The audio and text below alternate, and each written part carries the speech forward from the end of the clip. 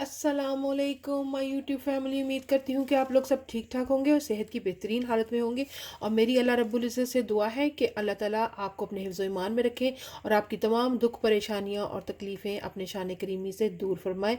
आमीन या रब्बुल आलमीन। तो जल्दी से शुरू करते हैं आज की रेसिपी, जो कि है बहुत ही मज़े के फलियाँ और कीमा। उसके लिए मैंने तकरीबन 500 ग्राम जो है, हाफ़ किलो मैंने मटन मिन्स लिया है। आप चिकन का भी ले सकते हैं और मटन बीफ का भी ले सकते हैं, ये आपकी अपनी चॉइस है। और 700 ग्राम मैंने फलियां ली हैं, जिनको मैंने काट कर धो लिया है। और उसके अलावा मैंने कुछ और स्पाइसेस लिए हैं, जो कि मैं आपको साथ साथ बताती चलूँगी। चलें फिर अल्लाह के नाम से शुरू करते हैं। बिस्मिल्लाहिर्रहमानिर्रहीम।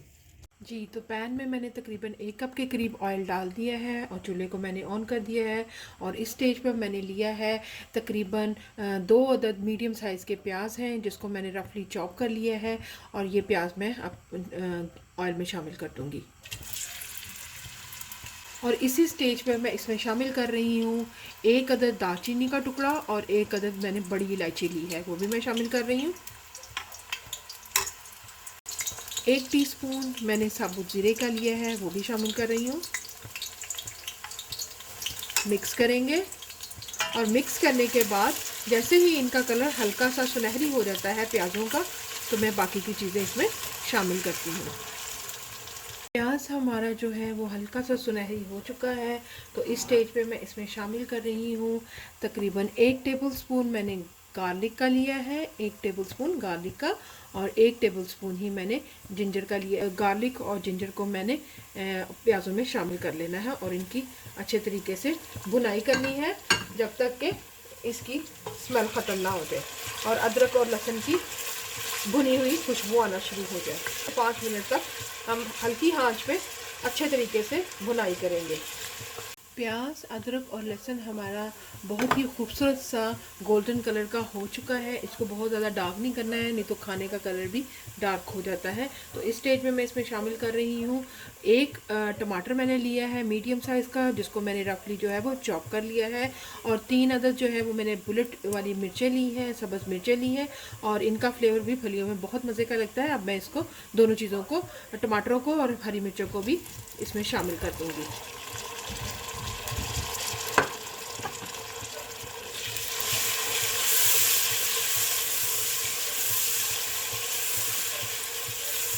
मिक्स करूंगी इनको अच्छे तरीके से।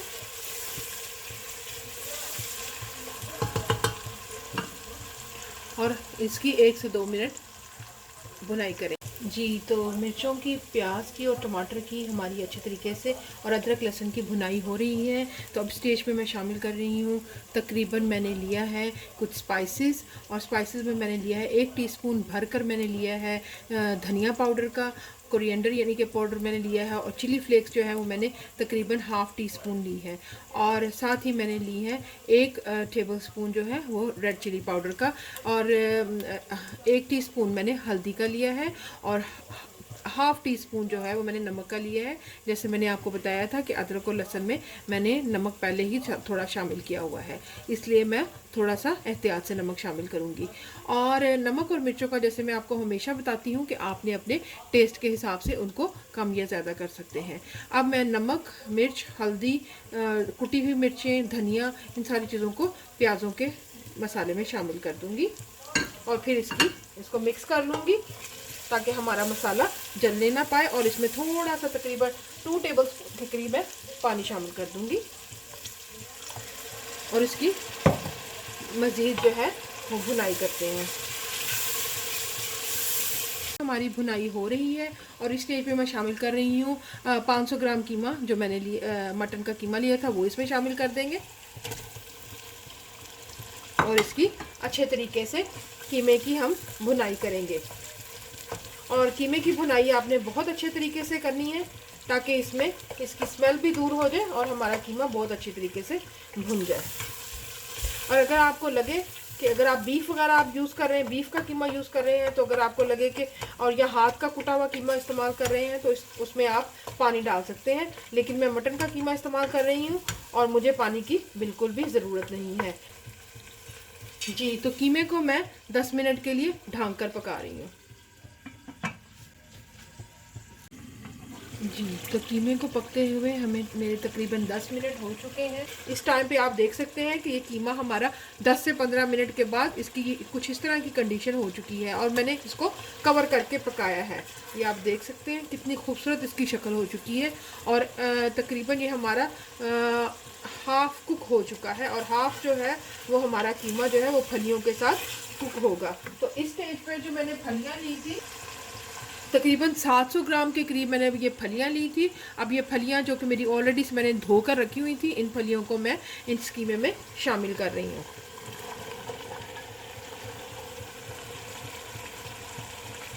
پھلیوں کو قیمے میں شامل کرنے کے بعد اس کو اچھے طریقے سے ہم مکس کر لیں گے، اور اس کو ہم نے بھوننا نہیں ہے بہت زیادہ۔ اب ہم کیا کریں گے کہ پھلیوں اور قیمے کو ہم لوگ تقریباً ڈھانک کر اس کو میں کور کر دوں گی، اور میں ڈھکن دے دوں گی، اور اس کو بالکل دم کی آنچ پر تقریباً ہاف این آور کے لیے میں رکھ دوں گی۔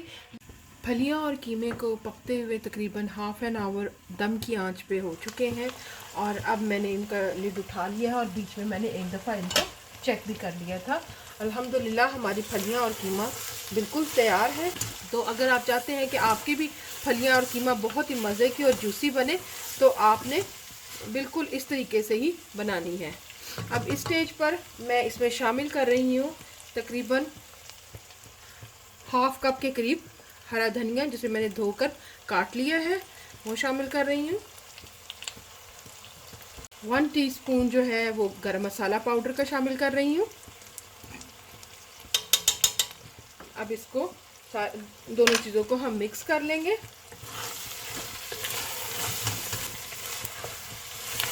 مکس کر لیں گے اور پھر میں اس کو آپ کو ڈش آؤٹ کر کے دکھاتی ہوں۔ جی تو الحمدللہ ثم الحمدللہ ہماری بہت ہی مزے کی پھلیاں اور قیمہ بالکل پک کر تیار ہیں، اور میں امید کرتی ہوں کہ آپ کو آج کی میری ریسپی بہت پسند آئے گی۔ اور اگر آپ کو میری ریسپی پسند آئے تو پلیز میرے چینل کو لائک کیجیے گا، سبسکرائب کیجیے گا، اور بیل بٹن کو ضرور دبا دیجیے گا، اور میری ریسپی کو اپنے فیملی اور فرینڈ کے ساتھ ضرور شیئر کیجیے گا۔ پھر ملتے ہیں ایک نئی ریسپی کے ساتھ، تب تک دیجیے گا مجھے اجازت، دعاؤں میں رکھیے گا مجھے یاد۔ اللہ حافظ۔